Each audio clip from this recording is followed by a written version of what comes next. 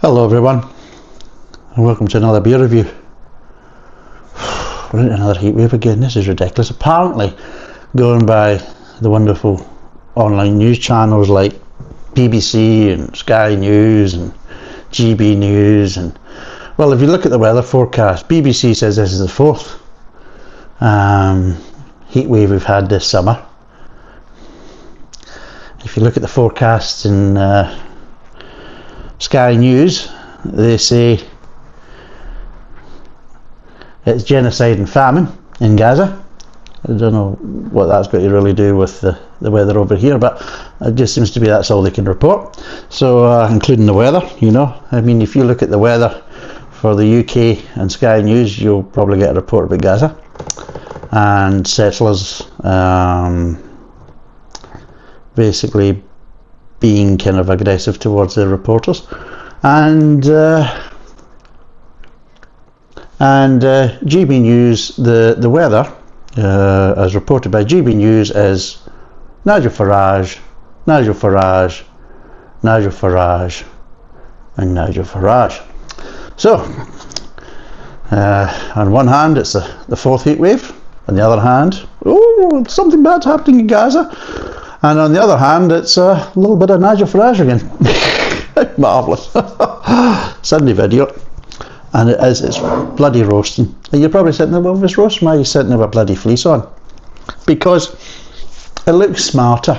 You know, look at this as a kind of dressing up, making an effort. You know, it's like a little bit of wardrobe, you know, that type of stuff, you know, for basically filming, that type of stuff. It looks kind of more natural. I don't particularly like sitting there, you know, sweating in a t-shirt, because it just looks slovenly. I look like it's a case as well, like, oh. I look like a lorry driver that's half shat himself, basically, and trying to kind of overcome the smell by cheap lager, you know what I mean? And talking about cheap lager, today is a lager. Maybe not so cheap, but I suppose if I was buying this in a pub it wouldn't be cheap. I bought this in Aldi, so it wasn't too bad. But it's a bit of a strange one though. And I don't know, I think Adrian might like this beer, but for me it doesn't seem to be a natural fit being Scottish. Because today we're on Innis and Gunn Tequila Blonde Lager. Yeah, because that's the first thing that we think about. Going to make a lager. Oh, and zero's from this kind of wonderful tropical subcontinent of ours and that type of stuff. You know, that west coast of Scotland. Oh, Jesus, the sun never sets in it. It's unbelievable. So that's, you know, palm trees, tequila. Of course, it's a natural marriage to go with a good Scottish lager, isn't it? Yeah, off your tits, seriously. Now, I know that Adrian, when he was drinking, I don't think he's actually drinking anymore. I think he's given up the booze. He's gone dry now. Or as I say, he's gone gay. Nah, I'm only joking. No, he has. No, I'm only joking. He's not gay. No, he's too old for that. But yeah, he quite liked Desperado. Maybe wasn't the most natural kind of thing in the world, but just the flavour profiles for something kind of refreshing and things like that, he quite liked it, so he did. Especially the more kind of traditional version, not the kind of mass-produced version you get over here, but he liked the more kind of version that was brewed in the continent, which was the original French version, and then it became, I think it was Holland, I think it was in the Netherlands, it was kind of brewed after that. I actually did it in a keg, and he quite liked it in a keg. It worked in the keg, because that was obviously from Holland, rather than the cans you get over here that are actually made here. There's quite a difference. But yeah, so it's a Tequila Blonde Lager, and it's lager matured with real tequila. And its alcohol content, it's, what is the bloody thing? Come on, hello? It's 5%. And it's a 660ml bottle, and if I remember rightly, the price was £2.49 from Aldi. So not overly expensive, but like I says, if you were buying this in a pub, especially an Innis and Gunn pub, then yeah, it wouldn't be particularly cheap. So what it says, Innis & Gunn Tequila Blonde Lager is matured using real tequila for a unique, authentic flavour. This vibrant lager is refreshing and flavour-packed with notes of grapefruit, lime and tequila. Best served cold, so you can't taste it. It doesn't really say that at the end, but it really should. Just when it basically says, oh, grapefruit, lime, tequila. I don't want to taste any of them, to be totally honest. Oh God. I wish I'd actually read this properly. I wish I bloody had. I just seen Innis & Gunn and I just said, oh, blonde lager. Bursting, and I never seen the bursting with lime and grapefruit. I seen the tequila blonde lager. I thought, oh right, maybe it's they're trying to kind of do their own version of Desperado. But oh God. Grapefruit, that means it might be piney at the back end. Oh God, right, anyway.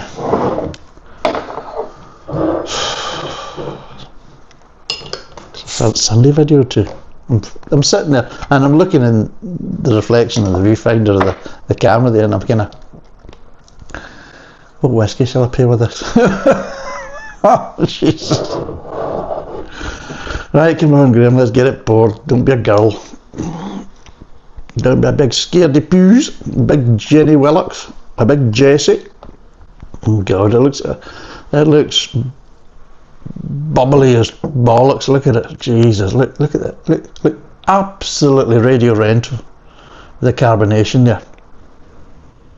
Oh, Jesus God! I'll be totally some unnatural aromas coming through there. And it's definitely a prawn cracker head, so that's going to bugger off like that. So I better sniff it quickly because it'll be gone. Yeah, I'm getting citrus. And I'm getting little tweaks of lime and little tweaks of kind of citrusy grapefruit. That's all I'm getting. Maybe a little bit of grain, no real malt. I'm getting, yeah, no real malt. Just that. And the problem is I wouldn't see these are kind of hoppier kind of tones. What I'm getting is kind of adjuncts, additional flavours. And there you go. And like I said, there you go. It's gone. Just with me just having a wee sniff and all that. Look, that's what happens with a prawn cracker head. In other words, a lot of big bubbles and little small bubbles kind of connect them. And the problem is the minute the big bubbles burst, which they do, it just basically takes everything else with it. And yeah, okay. God,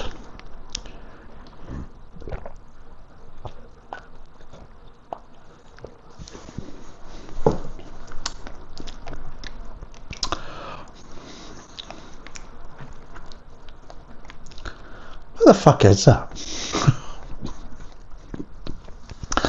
You know, you take your first sip and it's like a mixed match. Is like getting little kind of tones of lager, little tones of a little bit of ginger beer, and little kind of back end tones of iron brew, and it's like, what the fuck concoction is that? I mean, it's seriously, oh fuck. And what have they added? How can you add tequila? I mean, this is a bit, you know, matured with real tequila. How can you mature it with tequila? Because the problem is that it must be a hell of a low alcohol lager, because let's be totally honest, your average tequila is about 40. And if you're mixing it or maturing it with that, then either you're adding very little tequila to affect the alcohol content, or you're starting off with really quite a low alcohol lager, because if you're adding enough tequila to mature it, then it should automatically lift the ABV a bit. You know, I'm not going to say it's going to lift it by a whole load, but depending on how much you're adding. So it's kind of weird.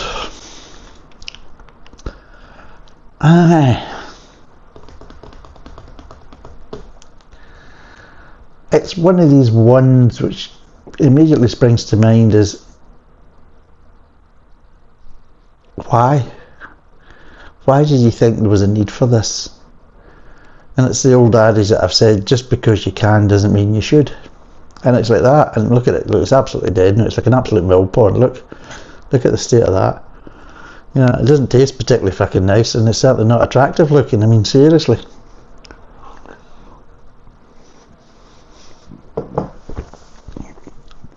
And it is a bit gassy as well. It's a bit overcarbonated, even for a, oh god, a little bit of pine there. Oh god, it gets worse. I feel sorry for tequila drinkers, because let's be totally honest, I mean, I've had my time in the tequila. I'm in my 50s now. I hope to God I won't be drinking tequila again, because I remember being in Russia. It was the last time I drank tequila, me and the wife, and we got so bad on it that night that we ran out of tequila. So we went out to get another bottle, came back, and with us basically coming in, taking our shoes off and everything else, and our jackets and that type of stuff, we lost the bottle. We couldn't find it. We're searching about the bloody house for fucking ages. It must have been over an hour, and none of us could find this bloody bottle, and it was just frustrating us too, so we just basically buggered off, just went to bed, thought, this is fucking ridiculous, this is unbelievable, seriously, how bloody useless can you be, you know what I mean? Well, I'll be totally honest, really quite useless. Found it 2 days later underneath the bed. I don't know how the fuck it got it underneath the bed. I honestly really don't know how the hell it got there. The wife swears blind. It was nothing to do with her. Well, I certainly can't remember it being underneath the bloody bed. But anyway, needless to say, because we found the bottle, well, at some point it was going to have to be drunk, and I think we did, and I think that was it. So that was the last 2 times we were on the kind of tequila. None of us really had much of an urge to basically revisit tequila after that. I think we kind of felt that we'd done enough to do it justice, you know. Yes, we did, and yeah. And if you're into tequila and enjoying tequila, and if they have used a kind of decent tequila, you don't know, they might even use a mezcal or something like that type of stuff, but you know, God knows. If you're into kind of tequila and they've used a kind of fairly decent one, then you may be looking on the basis as if you've tasted this thing, well, that was a bloody waste of tequila. You know what I mean? The lager, well, you can let that one go, can't you? It's just, what does it say on here? There's a signature. Master Brewer. I don't know. Was it Dougal, Gunn? Is it Dougal Gunn or Dougal Gavin? Dougal something. And then I don't know. The last bit is just, I don't know. It starts with an S and ends in a P, and there's a couple of squiggles in between that apparently it's supposed to kind of represent some fucking letters. Maybe in Arabic. Jesus, should have been a fucking doctor writing like that. And he wouldn't be making stuff like this.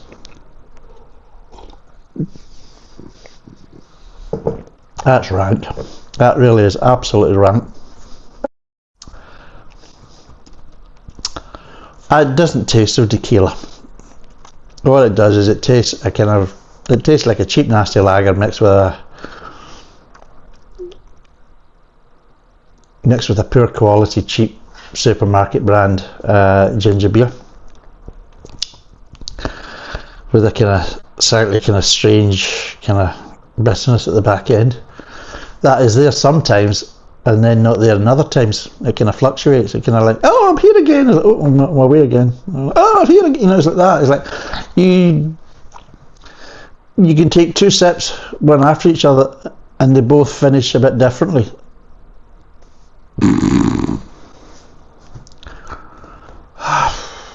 I mean, I can't really break down the flavours because there isn't really any kind of.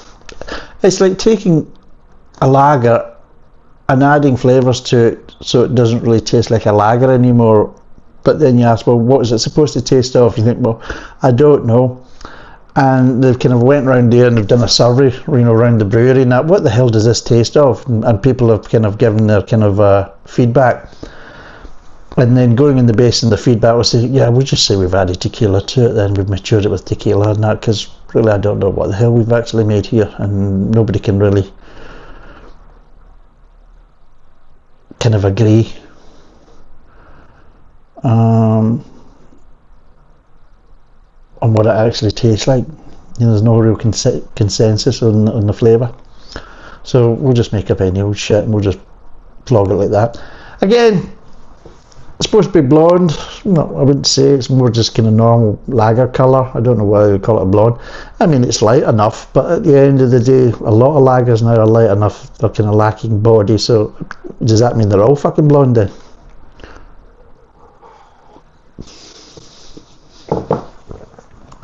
Jesus, £2.49. That's £2.49 I'm never going to get back. Jesus.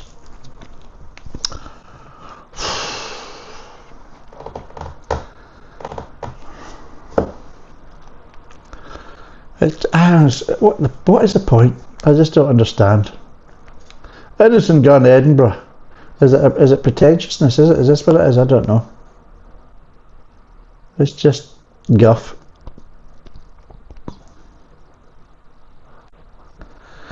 It really is just. I can see why they say best served cold, because at the end of the day, probably one of these beers that ice cold and don't really concentrate on any flavours. You know, just keep it as cold as possible, sink it as quickly as possible, and move on. It's just rank. It's not a particularly nice mouthfeel. It's overcarbonated. It's dead in the water. Look at it. Jesus Christ. Flavours are just awful. So they are. They're just. Oh, there's no need for it. I just don't understand how anybody would think that's an improvement. I mean, I'm not a big fan of lager and that type of stuff, I'll be totally honest, but I don't see how they think this is an improvement. It's like, can they sink any further? Can they go any lower? You know, how low can you really? I mean, previously I thought you were already scraping the bottom of the barrel with some of the kind of lager offerings in this country, especially in Scotland. But now it's a case as though you've built a basement so you can actually go lower. You know, it's like, seriously, fucking hell. God.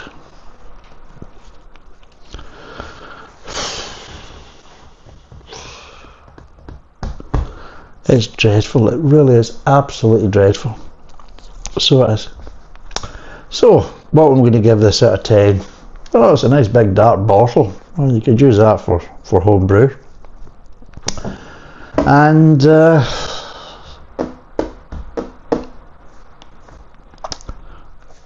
try to think of any other attributes. Could you wash your face with it, maybe? A hot day like it is today and you want to kind of refresh your kind of oysters or your armpits if you're outside of Scotland, and maybe you can splash this to kind of revitalise and kind of maybe kill off any kind of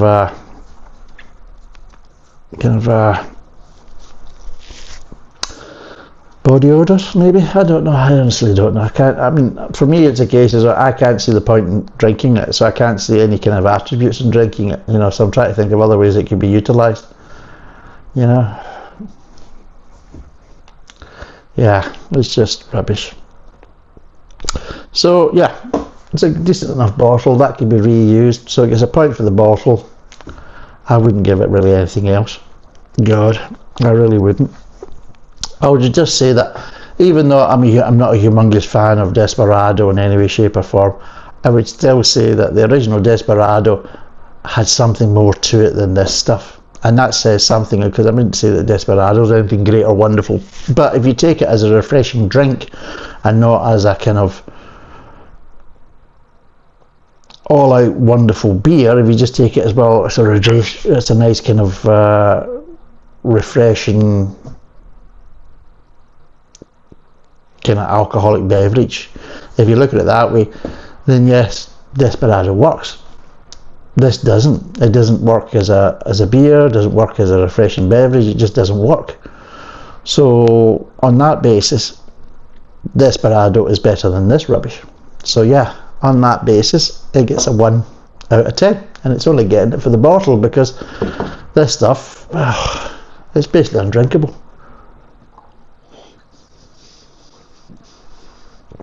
It's just utter rubbish. I just don't understand what's the point of it.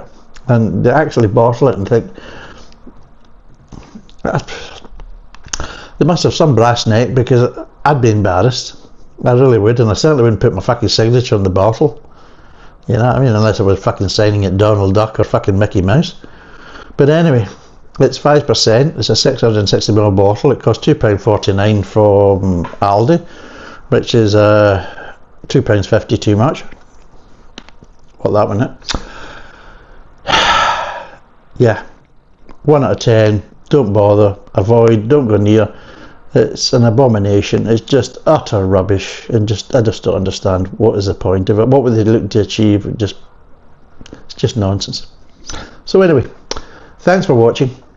Cheers. Bye for now.